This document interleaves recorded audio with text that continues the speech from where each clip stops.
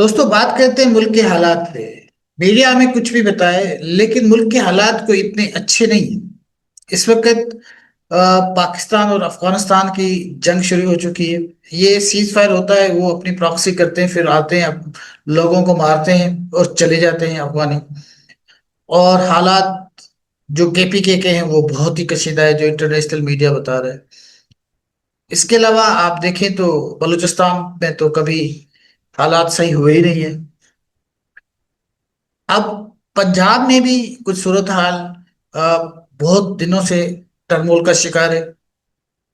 پنجاب میں جب سے لبیک اس پنجاب میں جب اس کی آ، جب وہ کریٹ کی گئی، جب وہ بنائی گئی، تب سے پنجاب میں ایشوز تھے، لیکن ان کو دبایا گیا، اس پہ کسی نے بات نہیں کی گئی۔ اور انہوں نے جو منارٹیز کے لوگ تھے، اسپیشلی احمدی کرسچن، ان کے خلاف ایک محاذ کھڑا کیا ہوا تھا۔ ان کو جینے کا حق بھی نہیں تھا۔ وہ آئے دن ان پہ اٹیک کرتے تھے، اور آئے دن ان کی جو قبریں ہیں وہ بھی، اس کی بھی وہ بے حرمتی کرتے تھے۔ یہ معمول تھا۔ ایک آدھ جو لنچنگ کے کیس ہوئے ہیں وہ بھی ٹی ایل پی کے جو ہے وہ سر پہ جاتے ہیں۔ ایک تو سری لنکن تھا کوئی، ایک آدھ کچھ اور لوگ بھی تھے۔ اور آپ کو یاد ہوگا کہ اچرا میں جہاں پہ خاتون نے کچھ خطاطی والے کپڑے پہنے ہوئے تھے، وہاں بھی وہ پہنچ گئے تھے۔ اور اس طرح کی کہانی ہم لبیک کی پنجاب میں دیکھتے آ رہے ہیں پچھلے 1 ڈیڑھ سال سے۔ اس کو کسی نے چیلنج نہیں کیا، اور کسی حکومت نے ان کے خلاف کوئی بیان بھی نہیں دیا۔ یہ لوگ اپنی طاقت جو ہے وہ گین کرتے گئے۔ پوری دنیا سے ان کو سپورٹ ملتی رہی، جو ان کے سپورٹر تھے ان کو فنڈنگ کرتے رہے، انفلٹرڈ۔ کسی نے چیک نہیں کیا کہ ان کے پاس اتنا پیسہ کہاں سے آ رہا ہے۔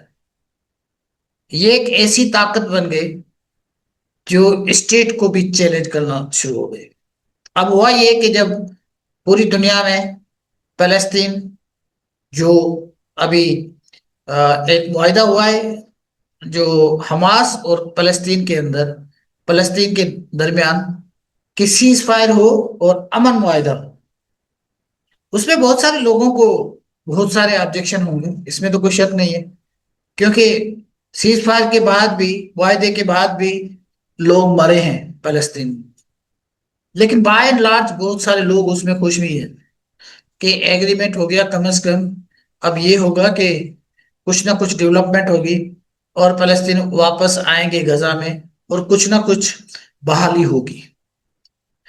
جب یہ سارا کچھ ہوا، اور اس کا کریڈٹ پاکستان نے بھی لیا، وزیر اعظم پاکستان شہباز شریف نے بھی لیا، اور ہماری اسٹیبلشمنٹ میں بھی لیا، اس کے بعد یہ لوگ کھڑے ہو گئے لبیک والے۔ اچھا یہ دیکھیں کتنی کنفیوزنگ بات ہے۔ اس وقت یہ کہہ رہے تھے کہ ہم لوگ جو ہے وہ یہ معاہدہ تسلیم نہیں کرتے اور پروٹیسٹ کریں گے، یہ اس طرح کی خبریں آ رہی تھی۔ لیکن جب یہ اسکیلیٹ ہوئی تو وہ کہنے لگے کہ ہم ان کی سالیڈرٹی کے لیے، چلو معاہدہ ہو گیا، ہم ان کی سالیڈرٹی کے لیے جو ہے یہ پروٹیسٹ کر رہے ہیں۔ اچھا یہ جب پروٹیسٹ شروع ہوا تو اس کو بھی مس ہینڈل ہی کیا گیا۔ وہ رضوی برادران کہتے رہے کہ ہم سے بات کرو، کیونکہ ان کو سیونگ چاہیے تھی کہ کسی طرح ہماری بچت ہو جائے اور فیس سیونگ ہو جائے تو ہم واپس جانے کے لیے تیار ہیں۔ اس کی ایک وجہ یہ بھی ہے، ان کو پتا ہے کہ ہمیں کس نے بنایا ہے، ان کو پتا ہے ہم کسی کے لاڈلے ہیں، ان کو پتا ہے۔ تو ان کو یہ بالکل امید بھی نہیں تھی کہ ہمارے اوپر کوئی اتنا خطرناک قسم کا کوئی بے رحمانہ آپریشن کیا جائے گا، یہ ان کو امید نہیں تھی۔ تو اسی لیے انہوں نے اپنا پروٹیسٹ سٹارٹ کیا۔ ان کو پتا تھا، اور ایسا ہوتا رہا ہے تاریخ میں، کہ انہوں نے جب پروٹیسٹ کیا ہے تو کہیں نہ کہیں کوئی سیٹلمنٹ ہوتی ہے اور فیس سیونگ ہو جاتی ہے، اور ان کو بہت سارے سپورٹ کرنے والے آ جاتے ہیں، وہ بھی کہتے ہیں آپ بھی ہمارے بھائی ہیں۔ کبھی کبھار تو ان کو پیسے بھی مل جاتے ہیں، جو اسلام آباد میں آپ کو یاد ہوگا ہوا تھا۔ تو یہ کوئی نئی کہانی نہیں ہے۔ اس دفعہ یہ ڈیفرنٹ کیوں ہوا؟ اس دفعہ یہ جو کچھ ہوا یہ اتنا ان ایکسپیکٹڈ کیوں ہے؟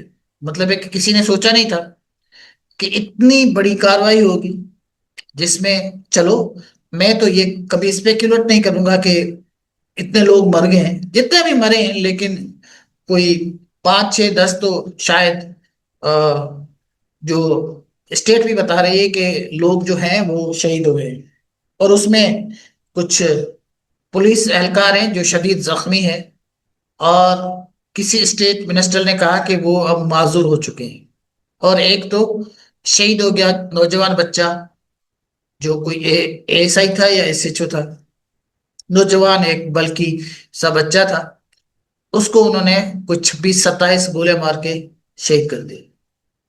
تو آپ اس کو سپورٹ تو نہیں کر سکتے کسی بھی صورت میں، یہ صحیح نہیں تھا جو بھی انہوں نے کیا۔ لیکن جو آپریشن ہوا اس پہ بڑے سوالات ہیں۔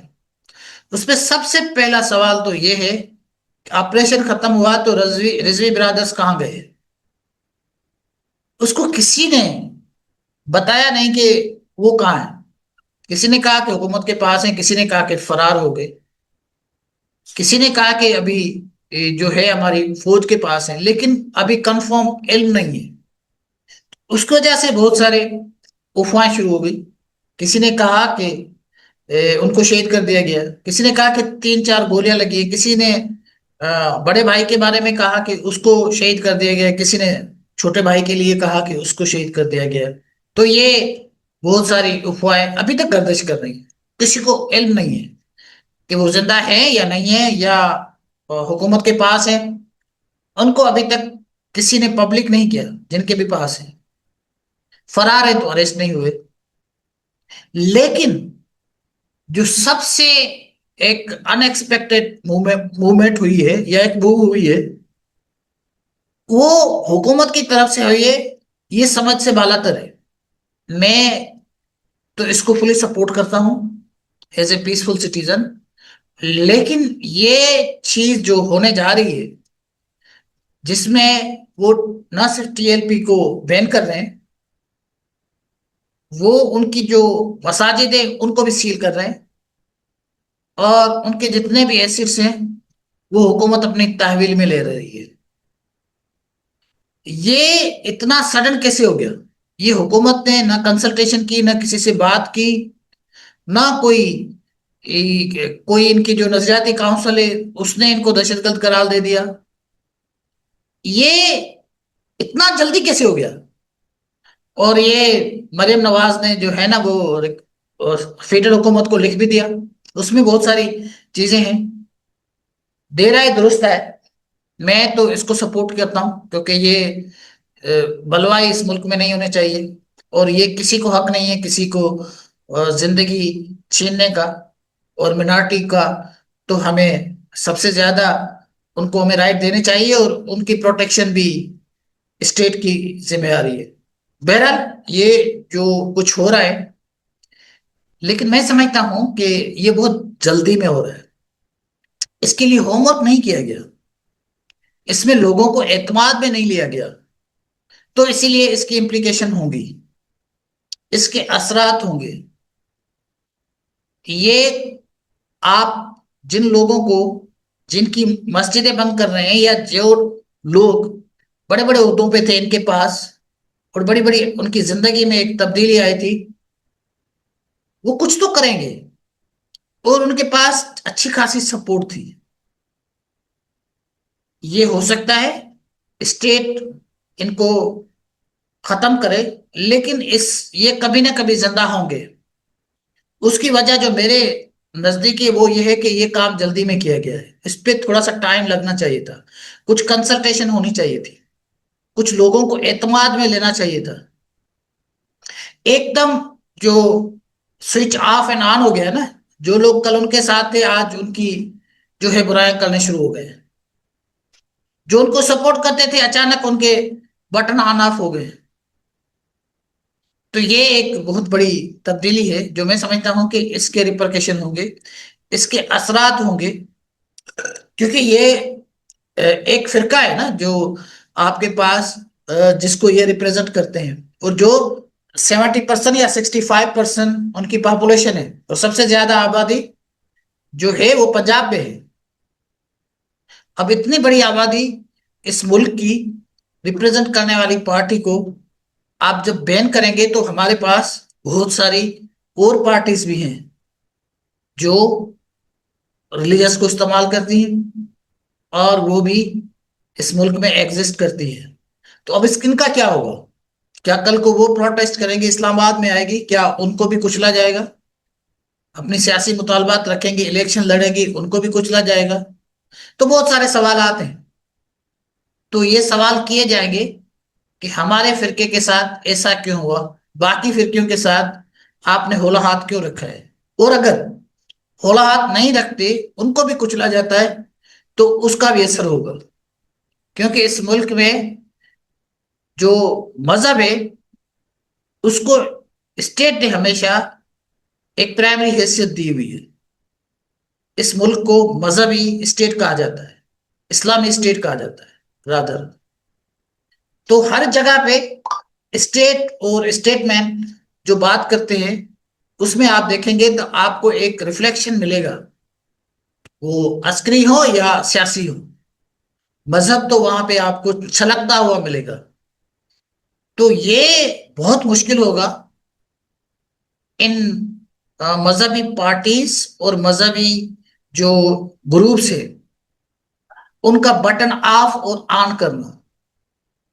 اس پہ بہت زیادہ سوچ بچار کی ضرورت ہے اور بہت زیادہ کنسلٹیشن کی ضرورت ہے. اس پہ آپ ان سب کو ایک دم ختم نہیں کر سکتے، یہ میرا ماننا ہے، جو میں غلط بھی ہو سکتا. لیکن میں سمجھتا ہوں کہ اس پہ کام ہونا چاہیے تھا جو جلدی میں ہوا ہے. لیکن میں یہ بھی سمجھتا ہوں کہ یہ ہے بہت ضروری.